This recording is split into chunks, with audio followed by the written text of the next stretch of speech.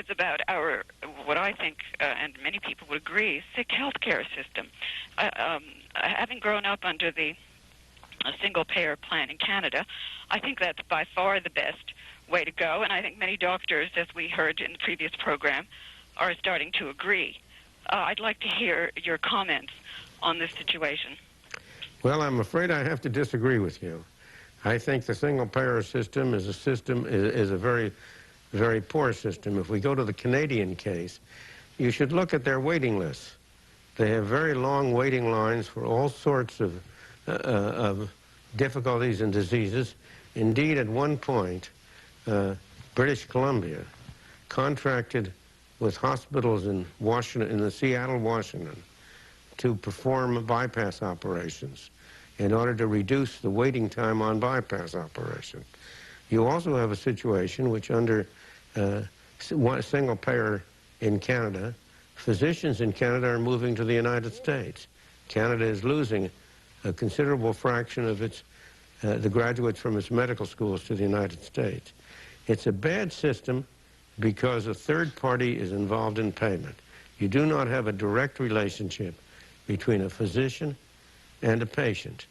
So that on the whole, I have to disagree. I think we in the United States have gone too far in the direction of third payer payment. Our next call is from Canada. Interestingly enough, from Toronto. Go ahead, please. Hello. Hello. Professor Friedman, first, Yep. I was dean of a medical school in Canada, and I totally agree with you. I don't think Americans would want the Canadian healthcare system, although there are very good points in it in terms of having everyone covered. I think on balance, I think the Americans would like to get to the right system. That isn't what I called about, actually.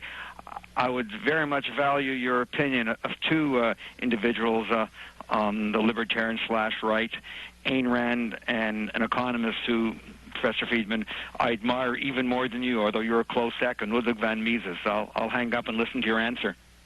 Well, both Ludwig van Mises and Ayn Rand were remarkable individuals and have made great contributions. But both of them had one defect. They were, from my point of view, intolerant.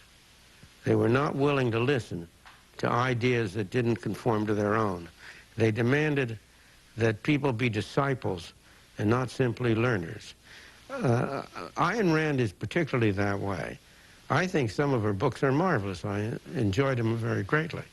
But I've observed among people who were influenced by Ayn Rand that those who became Randites became almost impossible, while those who were influenced by Rand but didn't become Randites were influenced and then broadened their conception, became very valuable and important citizens and were very much on the right side. Let me give you a simple example. Alan Greenspan, who was a Randite originally, but and was very much influenced by Ayn Rand, but obviously is not a strict, no longer would be a strict follower of her doctrines. The same thing happened with Ludwig von Mises. He was a great economist, no question. But let me give you one example. I never met Ayn Rand, but I did know Ludwig von Mises personally and met him. And I will tell you one story which will illustrate my point. He and I and other people were members of something called the Montpellier Society. And at one of those meetings in the Montpellier Society, one of the former students of Mises, Fritz Machlup, had the temerity to differ with Mises. Had to do with the question of international exchange rates. Fritz Machlup came out for floating exchange rates, while Mises was for a gold standard. Mises wouldn't talk to him for 3 years. Where was von Mises located? He was originally located in Austria, in Vienna. And then when the Anschluss came, he went to Switzerland.